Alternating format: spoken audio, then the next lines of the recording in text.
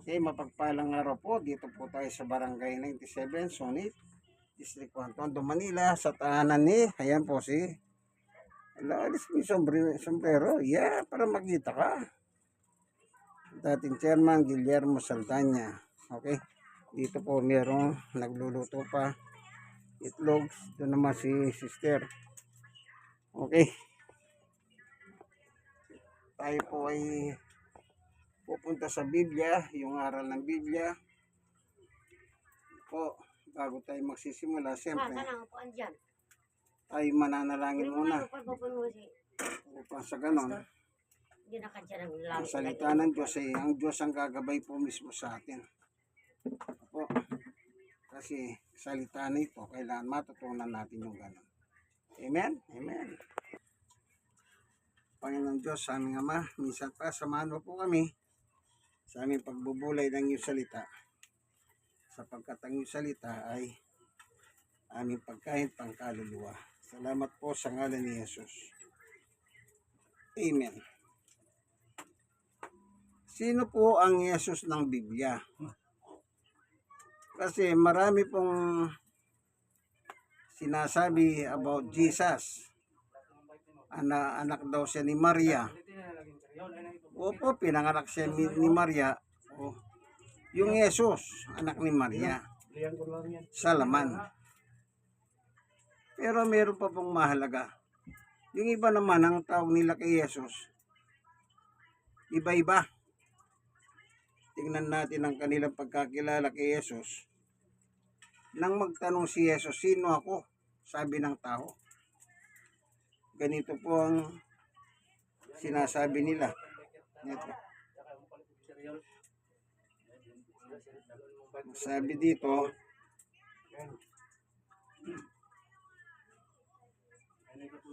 ito sa Mateo 16:13, nang dumating si Jesus sa lupain ng Cesarea ng Pilipos, tinanong niya ang kanyang mga alagad, sino raw ang anak ng tao ayon sa mga tao. So, tinatanong ni Jesus kung sino ako, sabi ng mga tao. Yan. Ito po pagkakilala ng tao kay Jesus. Sumagot sila. Ang sabi po ng ilan, ikaw si Juan Bautista. Sabi po ng iba, ikaw si Elias. Sabi ng iba, ikaw si Jeremias. Sabi ng iba, isa ka sa mga propeta. Yun ang pagkakilala nila kay Jesus. Pero, nang magtanong uli si Jesus sa mga alagad, kina Pedro, ito kanya, sumagot si Jesus.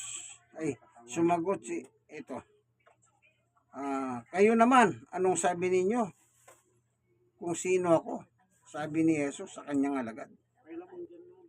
Sabi ni Pedro, sumagot si Simon Pedro, kayo po ang Kristo, ang anak ng Diyos na buhay. Ikaw ang Kristo.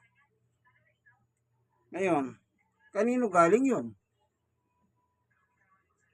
Yung salita, ikaw ang Kristo. Kanino galing yun? Sunod na talata. Sinabi sa kanya ni Jesus, mapalad ka, Simon na anak ni Jonas, sapagkat ang katotohanan ng ito hindi niyayag sa iyo ng sino man tao, kundi ng aking Ama nasa langit mo. Kanino galing yon? Galing po sa Diyos Ama. Siya po ang sumagot, ginamit yung bibig ni San Pedro sa tanong ni Jesus. Kasi ang tanong ni Jesus sino ako? Sabi ng mga tao. Ang sabi ng mga tao, ikaw daw si Juan Bautista, isa ka sa mga propeta, ikaw daw si Elias.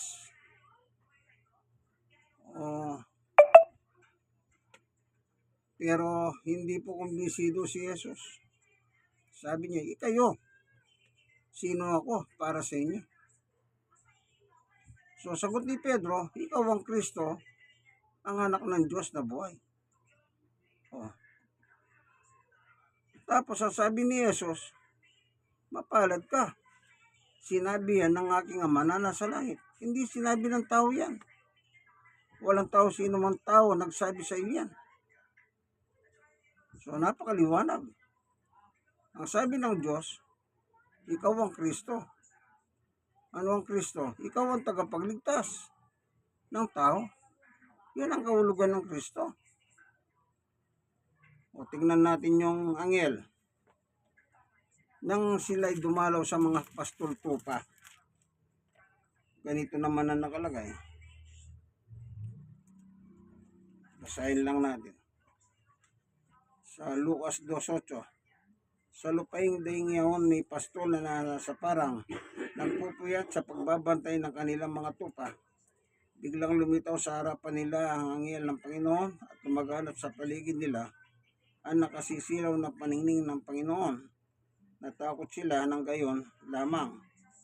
Ngunit sinabi sa kanila ng anghel, huwag kayong matakot. Ako may dalang mabuting balita para sa inyo na magdudulot ng malaking kagalakan sa lahat ng tao. Sapagkat isinila ngayon sa bayan ni David ang inyong tagapagligtas, ang Kristong Panginoon. Anong sabi?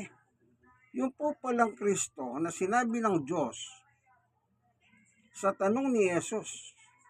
Kasi nagtanong si Jesus sa mga apostol para sa inyo, sino ako? Ang sagot ni Pedro, ikaw ang Kristo, ang anak ng Diyos na buhay. So sumagot si Jesus, mapalad ka, ang nagsalita niyan o nagturo niyan ay ang aking Ama nasa langit. Hindi tinuro sa iyo ng mga tao yan, Pedro, sabi niya. So ibig sabihin ng Kristo po pala, tagapagligtas ayon sa anghel ng Panginoon. So ibig sabihin, dinalan tayo ng tagapagligtas. Bakit niya pinadala ang tagapagligtas? Ang tanong ito, ba't niya pinadala? Kasi po lahat tayo makasalanan. Ito ang sabi ni Apostol Pablo. Lahat tayo. Hindi tayo karapat-dapat sa Diyos. Hindi tayo umantas. Makasalanan po tayo. Anong sabi ni San Pablo? Sapagkat ang lahat ay nagkasala at walang sino mang karapat-dapat sa paningin ng Diyos. 3:20, 3 ng Roma. Lahat nagkasala, sabi niya. Sino si Pablo? Apostol ni Jesus. Kanino galing ang aral ni Pablo? Kay Jesus.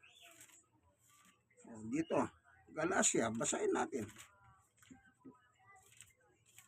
So lumalabas, kay Jesus pala galing yun. Galacia 1:11. Ibig kong malaman ninyo mga kapatid na hindi katanang tao ang mabuting balitang ipinangangaral ko. 12. Hindi ko tinanggap mula sa mga tao, ni tinuro sa akin ng tao. Si Jesucristo ang nagpahayag nito sa akin. Yung aral pala ni Pablo, ang nagpahayag si Jesus. Nang sinabi ni Pablo, lahat tayo nagkasala. So sinabi ni Jesus, lahat kayo makasalanan. Ngayon na, paano natin babayaran ang kasalanan natin sa Diyos? Di wala. Kahit ikaw pa yung pinakamayaman na tao, wala ka rin magagawa. So, anong ibabayad mo? Yan Diyos nasa langit. Paano mo susulan yan? Kung sakali mang mahilig ka manuol o kagaya ka ng mga politikong magnanakaw, nanunool. Wala. Kaya ang ginawa ng Diyos, dahil wala tayong kakayahan, pinadala si Jesus. Na itong Jesus na ito yung tagapagligtas natin. Ito yung naghirap, nagdusa sa ibabaw ng krus. Siya ang kumuha ng ating kasalanan. Ganitong sabi ni San Pedro. Sa unang Pedro,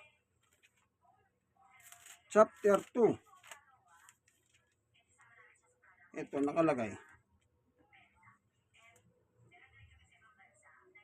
Sa 24. Sa kanyang pagkamatay sa krus, ang namatay sa krus si Jesus, dinala niya ang bigat ng ating mga kasalanan upang tuluyan nating iwan ang pagkakasala at mamuhay ayon sa kalooban ng Diyos. Dinala na ni Jesus sa ibabaw ng krus yung bigat ng ating kasalanan. Kaya pala wala tayong may babayad kasi nga mabigat ang ating kasalanan sa Diyos. Oh, mabigat.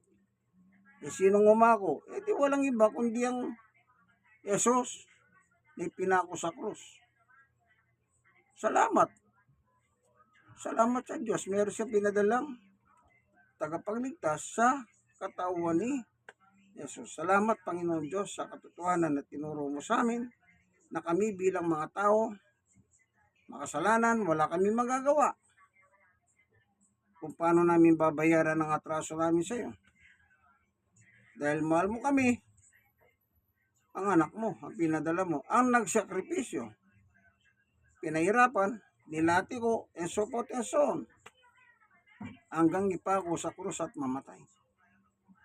Salamat po Panginoon Diyos sa ngalan ni Jesus. Amen. Kayo mga nanonood ng video ito, nasa Biblia po yan, binabasa lang natin yan. Walang labis, walang kulang. Sana meron po kayo natutunan. Yung po kaibigan kay Jesus, Brother Manny Bautista, siya naman po si, yan dating chairman, si, yan. O kumakanta pa yan, pwede ba huwag na raw. Ayun, meron pa po tayong kasama yan sa likod. Ano? Ayun po si brother. Ano brother, gusto niyo ba kumanta siya na? Ayun niya. Sige po, hanggang dito na lamang. God bless us all. Bye-bye. Barangay 97 po ito. Dati siyang chairman dito.